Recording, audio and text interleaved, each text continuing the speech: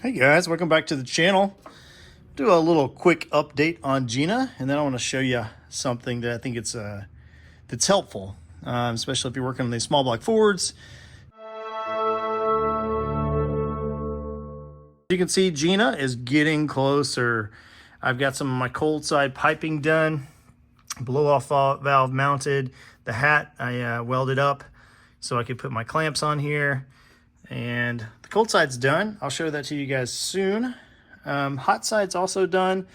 I welded up my wastegate and kind of finished up all that. Wrapped the piping so it's nice and thermal insulated, if you will. Plus I just like the way that kind of bronze heat shielding looks on the exhaust wrap. So kind of goes with the theme for the bronze wheels, if you will. So we kind of got this black, gray, and bronze thing going on. So super stoked about this car. It's gonna be really cool. You know, the show season's already here. I was hoping to have her done by now. Hadn't done that yet. So we got to get her going, man. All right. One thing I've run into with these cars, I've always run a heater core. And in this car, I'm not gonna run the lines to the heater core. I'm gonna bypass all that. Try to keep everything as clean as possible under the hood. I'm not gonna get rid of the heater core. I'm gonna still leave it back there. Probably just gonna plug it up. But I am gonna eliminate the lines needed off the front of the water pump. So there's not a lot of good information out there on how to do this. So I wanted to share with you guys what I do.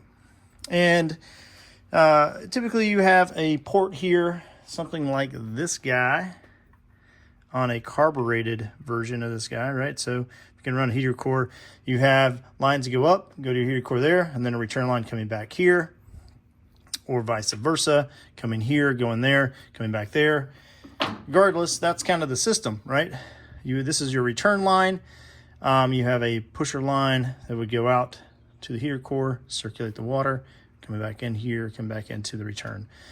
So you can do a couple things. What I think some people do is just block these off. Not a good idea. As far as like just putting rubber caps on them. What I like to do is pull the return line out.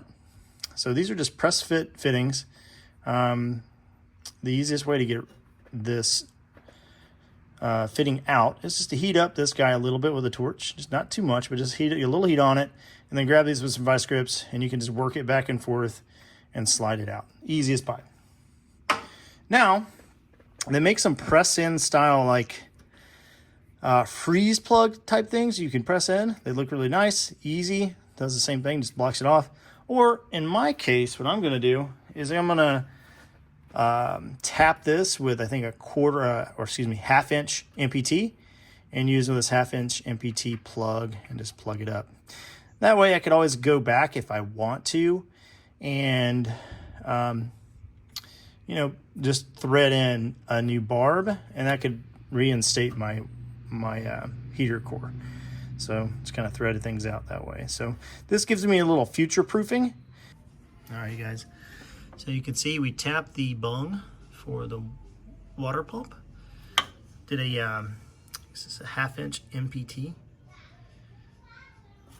I had to work mine a little bit because it's a little shallow in there, and I was hitting the tip of the tap down inside of the port, and it wasn't giving me enough room to get deep enough. So I had to work it a little bit. I boogered it up a little bit, but it still worked great.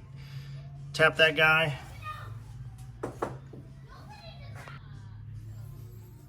And now we're gonna put a half-inch MPT plug in. And that will basically finish up the installation here. So that guy will go in there. I'll put a little sealer on it so it stays nice and tight. All right. Southeast Speed Shop is out. We'll see you guys next time. Hey, please like, subscribe, hit that thumbs up. Helps us out. Thanks, guys. Talk to you soon.